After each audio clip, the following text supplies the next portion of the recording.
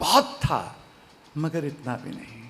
वाह वाह वाह वाह वाह वाह। मांग लेता मैं मोहब्बत भी भिखारी बनकर, दर्द सीने में बहुत था मगर इतना भी नहीं। और जिसकी जिसकी आहट पे निकल पड़ता था कल सीने से रब, वाह।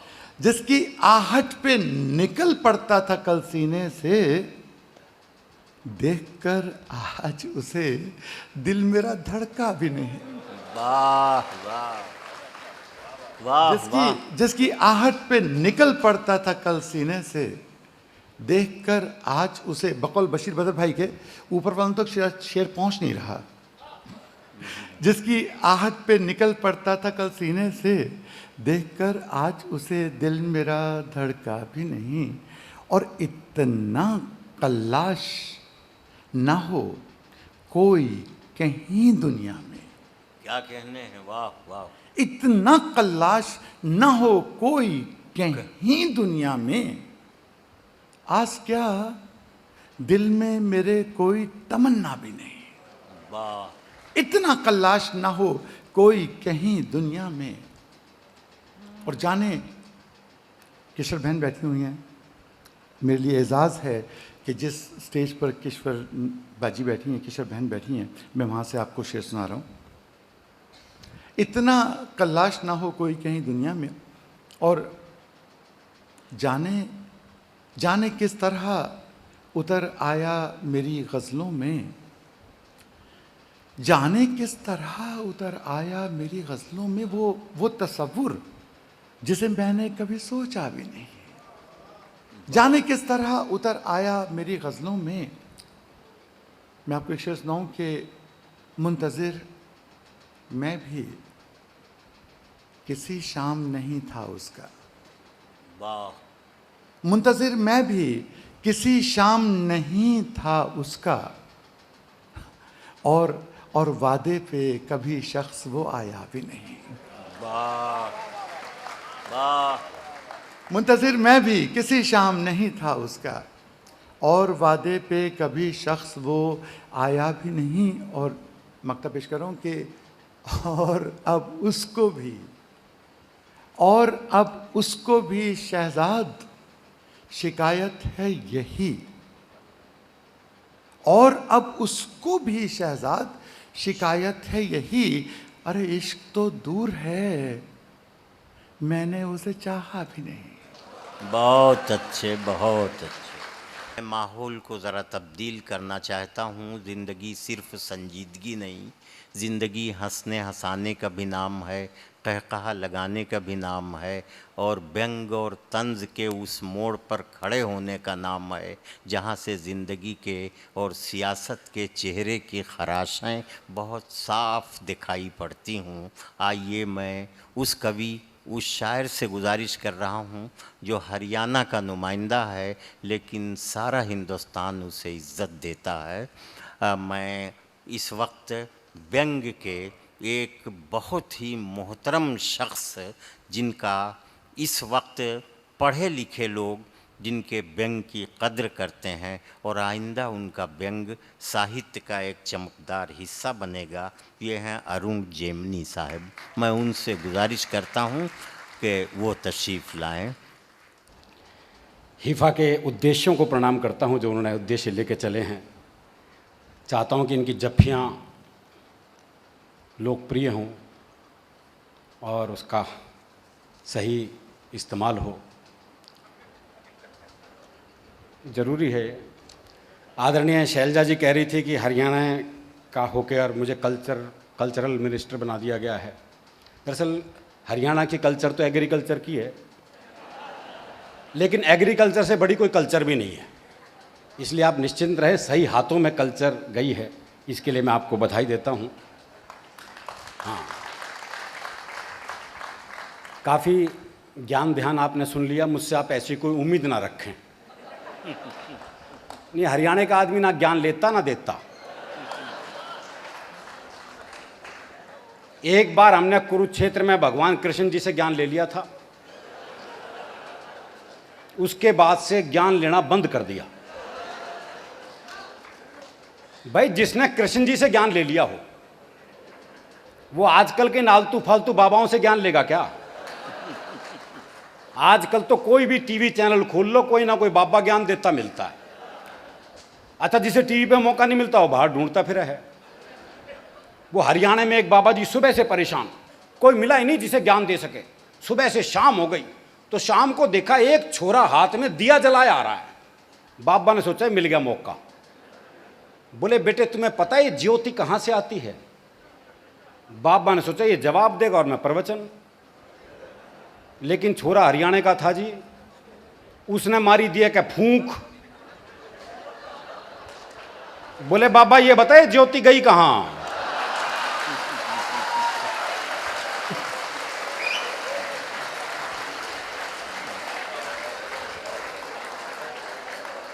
तो हम प्रवचन सुन ही नहीं सकते जी।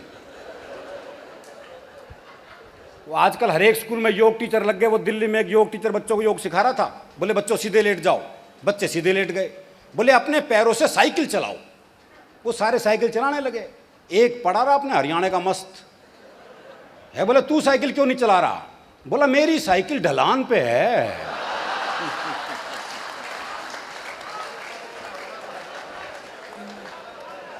अब सिखा लो ना योग।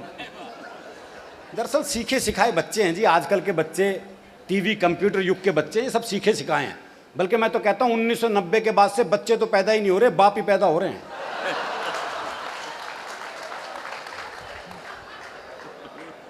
नहीं, आप इनसे बहस कर ही नहीं सकते। वो क्लास में टीचर ने सवाल कर दिया, बोले जिसे सुनाई नहीं देता उसे क्या कहते हैं? तो एक बच्चा खड़ा होकर बोला जिसे सुनाई नहीं देता उसे तो कुछ भी कहो।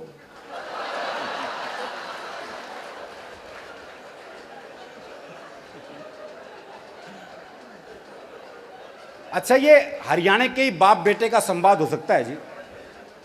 वो बाप ने बेटे से पूछा भाई तेरा रिजल्ट क्या रहा? बोला जी हमारा जो प्रिंसिपल है ना उसका छोरा फेल हो गया। अरे बोला मैं तेरा रिजल्ट पूछ रहा हूं। बोला जी गांव का सरपंच है ना उसका छोरा ही फेल हो गया। अरे बोला तेरा दिमाग खराब है, मैं तेरा रिजल्ट पूछ रहा हूं। अरे बोले वही तो बता रहा हूं, तू कौन सा प्रधानमंत्री लाग रहा है?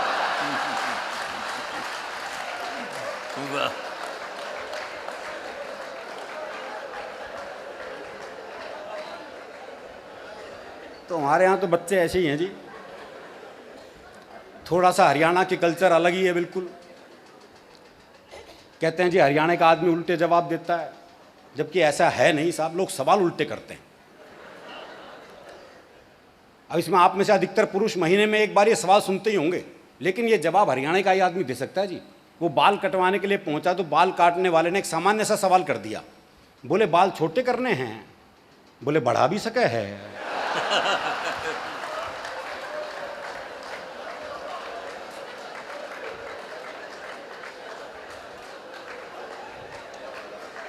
सोचने वाली बात है, जो काम तेरे बस की नहीं वो पूछ क्यों रहा है तू?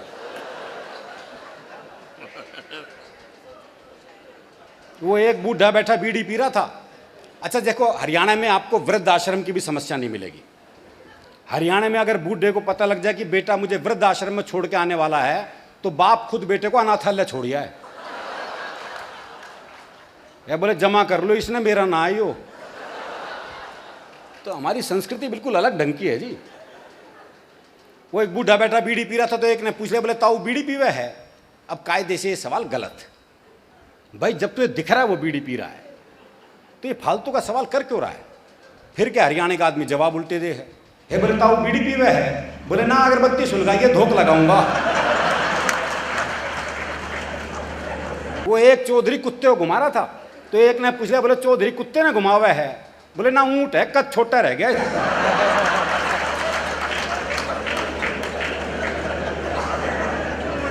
वो एक अर्थी जा रही थी, लोग राम नाम सत्य करते हुए जा रहे थे, तो जो मरा था उसके छोरे से ही एक ने पूछा, बोला यो मर गया के?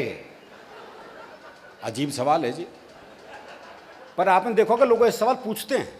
वो एक के हाथ में प्लास्टर बंधा हुआ था तो एक ने पूछ लिया, बोले हाथ में चोट लग गई के? बोले ना, फैशन है।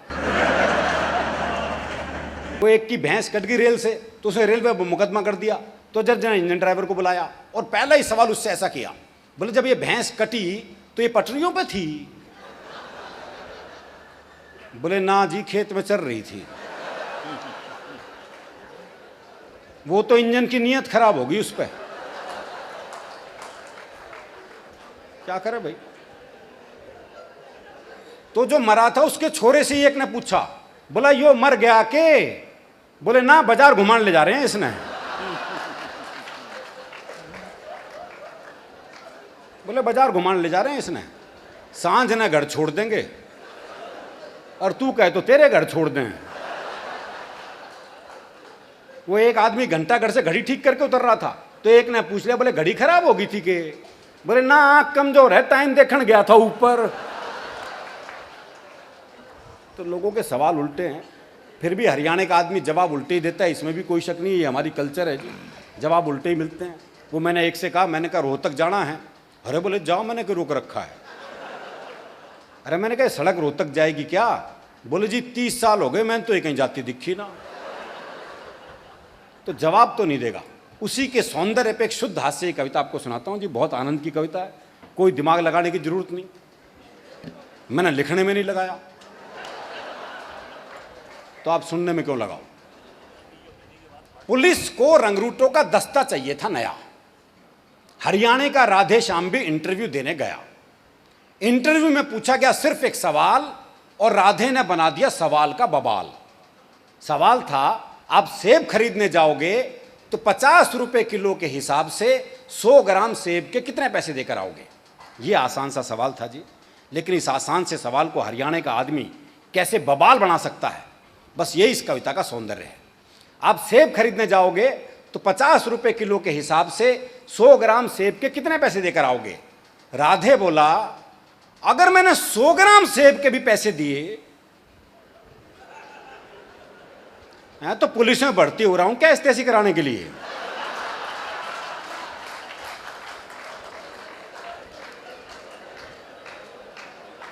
भाई अगर मैंने 100 ग्राम सेब के भी पैसे दिए तो पुलिस में भर्ती हो रहा हूं क्या इस्तेसी कराने के लिए? साहब को जवाब में मजा आया, उन्होंने सवाल को आगे बढ़ाया। अच्छा, मैं खरीदने जाऊं तो मुझे कितने के मिलेंगे? राधे बोला, आप आवाज करो, पूरी पेटी आपके घर भिजवा देंगे। अच्छा, तुम्हारी पत्नी तो पुलिस में नहीं है ना, वो जाएगी तो 100 ग्राम सेब के कितने पैसे देकर आएगी? राधे बोला, साहब मैं अपनी पत्नी को आपसे ज्यादा जानता हूं, उसे खरीदारी का है बहुत चाव, पर उसे 100 ग्राम खरीदने होंगे तो 100 ग्राम का ही पूछेगी भाव। 100 ग्राम का ही पूछेगी भाव। अच्छा, तुम्हारा भाई जाए, अगला भी उसी सवाल के पीछे पड़ा हुआ है। ये नहीं कि भी वो जवाब नहीं दे रहा, तू सवाल बदल दे, पर दिक्कत है वो भी हरियाणा का। अच्छा, तुम्हारा भाई जाए जी, भाई को तो मैंने कई बार बाजार जाते देखा है, पर वो तो कहीं पौवा तो कभी गुटखा लाता है, सेब लाते तो मैंने उसे आज तक नहीं देखा है। अच्छा, तुम्हारी बहन जाए कोई, जी मेरी एक बहन थी, उसकी शादी कर दिया, वो जाने है बहनोई। राधे श्याम, तुम्हारे पिताजी भी तो बाजार जाते हैं, जी उनके दांत नहीं, वो बस केले खाते हैं। जी उनके दांत नहीं, वो बस केले खाते हैं। आप मुझे एक बात बताओ श्रीमान, तनख्वाह तो दोगे एक आदमी की हैं, और सेब खरीदने पे लगा दिया पूरा खानदान। सेब खरीदने पे लगा दिया पूरा खानदान। अच्छा छोड़ो, कोई आम आदमी जाए तो वो 100 ग्राम सेब के कितने पैसे देकर आए? आम आदमी का नाम सुनते ही राधे श्याम सीरियस हो गया थोड़ा। बोला, जी साहब आप लोगों ने आम आदमी को सेब खरीदने लायक ही कहां छोड़ा? बहुत अच्छे, वाह वाह वाह वाह वाह वाह वाह वाह, क्या कहते हैं भाई अरुण भाई, जिंदाबाद। अजी साहब, आप लोगों ने आम आदमी को सेब खरीदने लायक ही कहां छोड़ा? आम तो सेब का ठेला लगाता है, खरीदने तो खास ही जाता है। भाई बहुत अच्छे, बहुत आम जिंदाबाद। तो क्या सेब का कहने, ठेला लगाता है, खरीदने तो खास ही जाता है। अच्छा, कोई खास आदमी जाए तो? अगला भी पीछे ही पड़ा हुआ है जी। अच्छा, कोई खास आदमी जाए तो? पहली बात तो ये कि अगर वो खास है तो खुद क्यों जाएगा? ये अपना नौकर भेजेगा, और आपके कहने से चला भी जाएगा तो क्या सिर्फ 100 ग्राम खरीद के लाएगा? चलो आपकी अंतिम इच्छा पूरी करने के लिए 100 ग्राम खरीद भी लाए, तो इसका हिसाब आप मुझसे क्यों लेते हैं? हिसाब बताएंगे उसके सीए जिन्हें वो तनख्वाह देते हैं। चलो इस सवाल को यहीं छोड़ते हैं, इंटरव्यू का रुख अब दूसरी तरफ मोड़ते हैं। देखो साहब, ये तो है सरासर फरेब। दूसरा सवाल बाद में आएगा, पहले आएंगे 100 ग्राम सेब। पहले आएंगे 100 ग्राम सेब। तुम्हारा कोई दोस्त है राधे श्याम? हाँ जी है, सीताराम। वो सेब खाता है?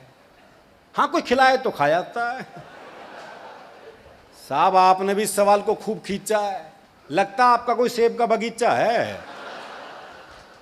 कुछ भी हो पर अब अपना जवाब ले लो। तरुण जी जवाब पे आ गया हो। कुछ भी हो पर अब अपना जवाब ले लो। सीताराम फल वाले को 5 रुपए देगा और कहेगा इतने के सेब दे दो। बहुत अच्छे। पर इतने के कितने? अब ये सेब वाले की मर्जी, वो दे दे जितने। राधे श्याम, तुमने तो जरा सी बात का बना दिया बवाल। राधे बोला साहब मुझे तो शुरू से ही पसंद नहीं है सवाल, मुझे तो शुरू से ही पसंद नहीं है सवाल। मेरे विचार में आज संसार में जितनी भी गड़बड़ है, असल में सेब ही उसकी जड़ है। वाह वाह वाह वाह वाह। दर्शन पे आ गया जी, चिंतन पे आ गया, पर जवाब देके नहीं दिया। मेरे विचार में आज संसार में जितनी भी गड़बड़ है, असल में सेब ही उसकी जड़ है। अगर उस दिन आदम और हव्वा वो एक सेब नहीं खाते तो ना मैं आता ना आप यहां आते।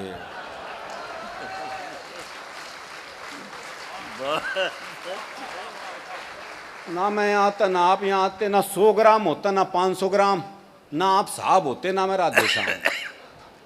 देखो इस दुनिया में 4 ही सेब प्रसिद्ध हुए हैं बस। एक जो एडम और ईव ने खाया, जिसका परिणाम हम देख ही रहे हैं। एक वो जो न्यूटन के ऊपर गिरा, बच्चे सोचते हैं उस दिन वो नारियल के पेड़ के नीचे क्यों नहीं बैठा था। तीसरा एप्पल, वो स्टीव जॉब्स वाला एप्पल लोकप्रिय हुआ। और चौथा सेब है मेरा। कहते हैं जी एक सेब खाओ तो डॉक्टर दूर रहता है, आदमी में ऊर्जा रहती है, ऊर्जा रहती है तो आदमी पैसा कमाता है, पैसा कमाता है तो शादी होती है, शादी होती है तो बच्चे होते हैं, बच्चे होते हैं तो टेंशन होती है, टेंशन होती है तो बीमारी होती है। लो और खा लो सेब।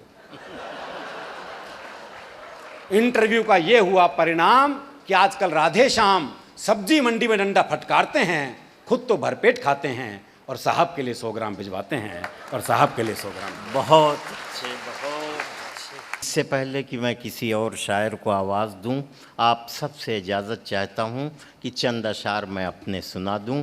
काबिल एहतराम शैलजा साहिबा हैं, वज़ीर मोहतरम, उनसे इजाज़त चाहता हूं। चंद शेर मुझसे सुन लीजिए, फिर मैं दोस्तों को आवाज़ दूंगा।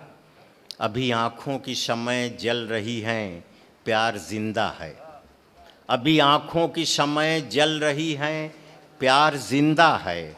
अभी मायूस मत होना, अभी बीमार जिंदा है। अभी आँखों की शम्में जल रही हैं, प्यार जिंदा है।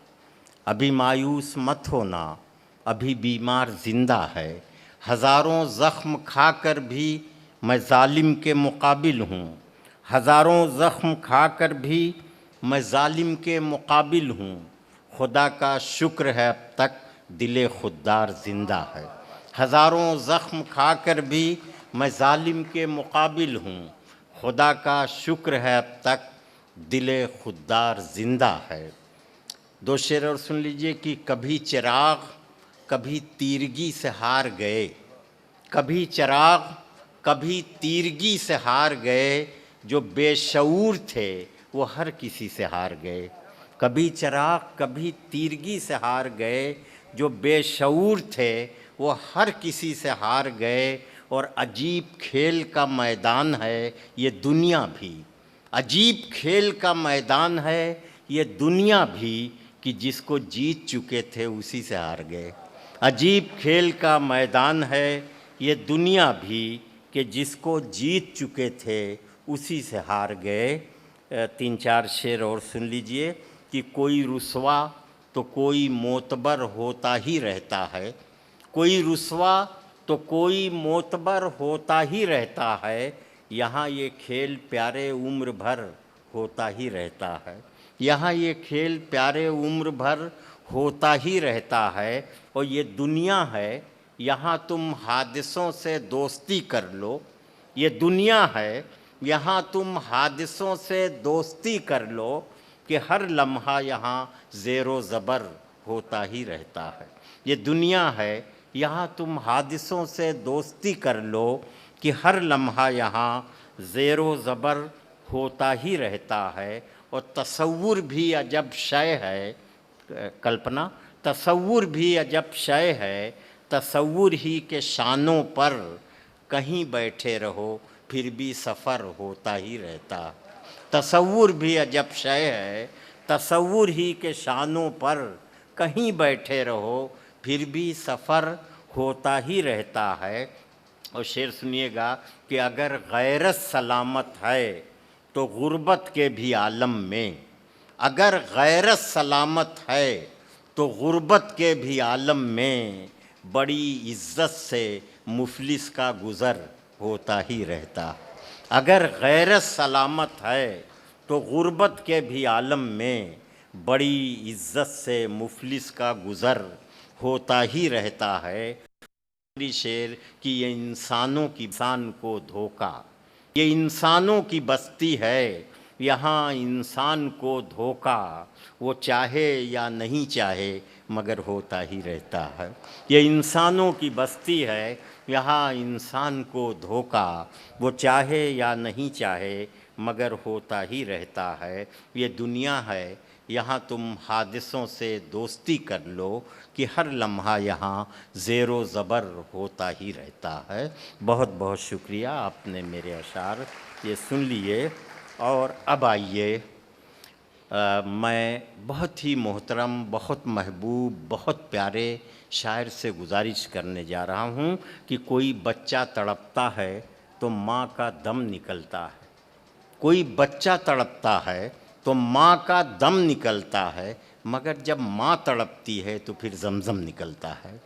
दोस्तों, माँ पर उर्दू शायरी में बहुत से मुतफर्रिक़ अशार कहे गए हैं, लेकिन माँ पर एक किताब लिखकर इतने अशार कह के कि जिसने पूरी उर्दू दुनिया के लोगों को माँ की मोहब्बत से के तिलिस्म में गिरफ़्तार कर दिया, ये कारनामा है जनाब मुनव्वर राना का। मुनव्वर राना इस वक्त एक ऐसे शायर हैं जिनकी मिसाल में कोई दूसरा शायर लाया नहीं जा सकता, बल्कि उनकी नक़ल करके लोग मोतबर बनने की कोशिश कर रहे हैं। बहुत खुशी की बात है कि जनाब मुनव्वर राना इस मुशायरे में तशरीफ़ लाए। मैं बहुत अदब से उनसे गुजारिश कर रहा हूँ। बाद में यहाँ आया हूँ। राजेंद्र मल्होत्रा साहब के ज़माने में एक बार मैं हाज़िरी दी थी, जो शेर जहाँ से याद आ रहे हैं। लेकिन ये है कि उस ज़माने में और इस ज़माने में ये फ़र्क हो गया कि जब हम आए थे उस ज़माने में कलकत्ते से, तो ये सोचते थे कि शर्ट ऐसी है तो पैंट ऐसा हो, पैंट ऐसा है तो टाई ऐसी हो। अब ये है कि निकलते हैं तो सोचते हैं ये दवा रख लें, पता नहीं वहाँ अम्बाला में मिलेगी कि नहीं मिलेगी, ये दवा रख लें वहाँ अम्बाला में मिलेगी नहीं मिलेगी। ये बदलते हैं मंजरनामे। देखिए, मैंने इसी मौजू को मज़मून को मैंने शेर बनाया है। मतलब ये है कि हमारे कुछ गुनाहों की सज़ा भी साथ चलती है। क्या कहने? हमारे कुछ गुनाहों की सज़ा भी साथ चलती है। हम अब तन्हा नहीं चलते, दवा भी साथ चलती है। हाँ, भाई सुनिएगा नफस साहब, हमारे क्या कुछ कहने? गुनाहों वाह, की वाह, सज़ा वाह, भी वाह, साथ चलती है। वाह। हम अब तन्हा नहीं चलते, दवा भी साथ चलती है। और अभी जिंदा है माँ मेरी, मुझे कुछ भी नहीं होगा। अभी जिंदा है माँ मेरी, मुझे कुछ भी नहीं होगा। मैं घर से जब निकलता हूँ दुआ भी साथ चलती है। बहुत अच्छे, अभी बहुत। जिंदा है माँ मेरी, मुझे कुछ भी नहीं होगा। मैं घर से जब निकलता हूँ दुआ भी साथ चलती है। बुलंदी देर तक किस शख्स के हिस्से में रहती है? क्या कहने? बुलंदी देर तक किस शख्स के हिस्से में रहती है? बहुत ऊंची इमारत हर घड़ी खतरे में रहती है। वाह वाह वाह। बुलंदी देर तक किस शख्स के हिस्से में रहती है? बहुत ऊंची इमारत हर घड़ी खतरे में रहती है। और बहुत जी चाहता है कैद जान से हम निकल जाएं। वाह। बहुत जी चाहता है कैद जान से हम निकल जाएं, तुम्हारी याद भी लेकिन इसी मलबे में रहती है। वाह वाह। बहुत जी चाहता है कैद जान से हम निकल जाएं, तुम्हारी याद भी लेकिन इसी मलबे में रहती है। ये ऐसा कर्ज है, ये ऐसा कर्ज है जो मैं अदा कर ही नहीं सकता।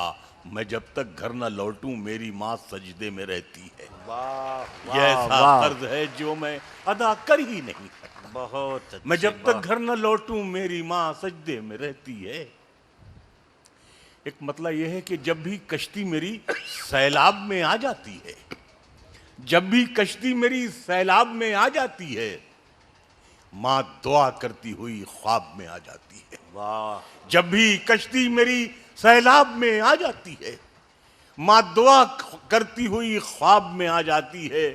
रोज मैं अपने लहू से उसे खत लिखता हूँ, रोज उंगली मेरी तेजाब में आ जाती है। रोज मैं अपने लहू से उसे खत लिखता हूँ, रोज उंगली मेरी तेजाब में आ जाती है। और ये शेर खास देखें कि दिल की,